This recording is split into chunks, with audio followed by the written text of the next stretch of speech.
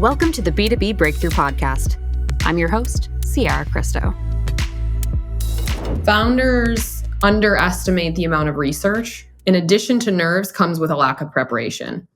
And a lot of the founders that I've met or work with started very lazily or think that it's just going to come to them when you should have spent hours researching exactly who you're going to pitch to, ensuring they invest at your stage, ensuring they have experience in your industry. There are similar or previously successful portfolio companies because you have to think about going in vetting them just as much as they're vetting you.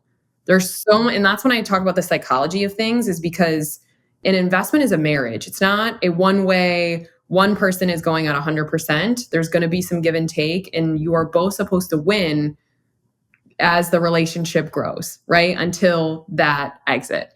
So that research portion is so underestimated. And two, there's a lot of imposter syndrome around the space. And I mention this a lot because even personally, as someone who's already exited a business, help founders do all these things, I still experience imposter syndrome. I am not invincible and by any means. Like, I had one female founder, so she's done 18 million in lifetime sales, won Cupcake Wars twice, has a cookbook, started a new product line, and doesn't think that she deserved to raise capital. And I was like, are you kidding me? Of all your accolades? Like, I sat there in shock. And so we had a whole session of like the mindset shift that you have to take of anytime you're going after funding, the mindset is you're welcome. I am giving you an opportunity to have a small piece of something so major.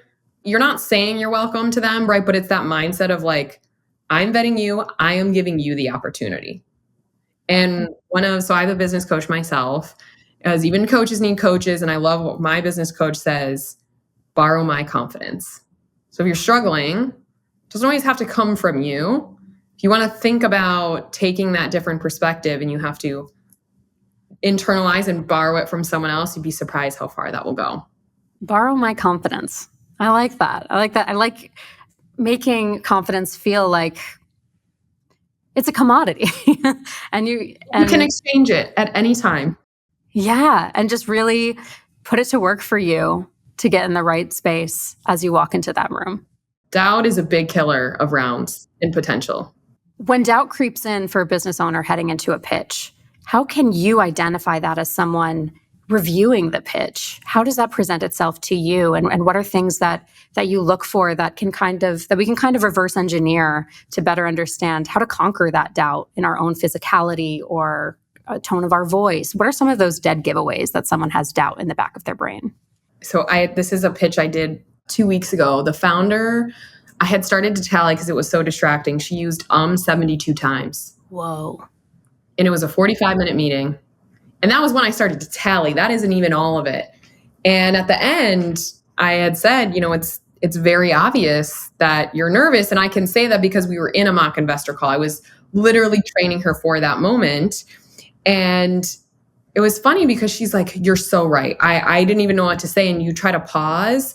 And by having her think through that of like, you're not a bad founder, but it's something you need to internalize and put in the reps.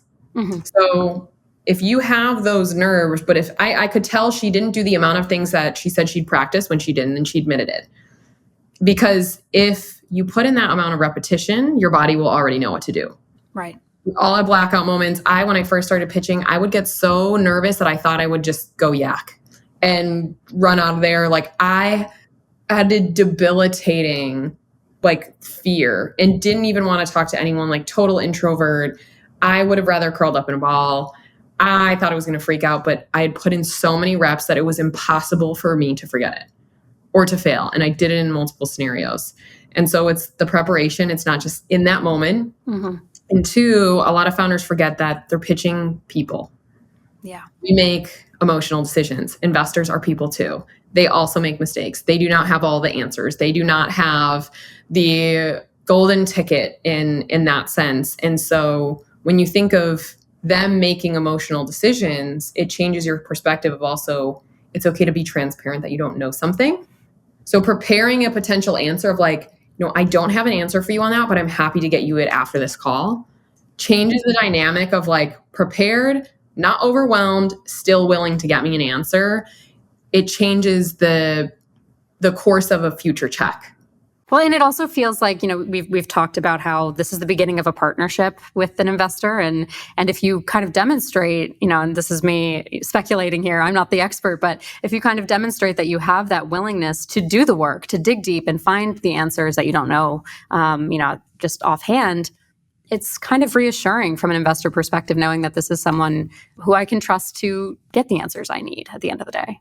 Investors know that you're not perfect and that your growth isn't a pure hockey stick and that you never had a hard experience. And so I always have our founders prep potential answers to hard questions to think through it. But I tell them, like, you're not supposed to be perfect. It's okay. Like, you should admit your challenges and faults and what you've learned. They will appreciate that and acknowledge and recognize that you're actually one step ahead of the person who's pretending that it's all sunshine and rainbows.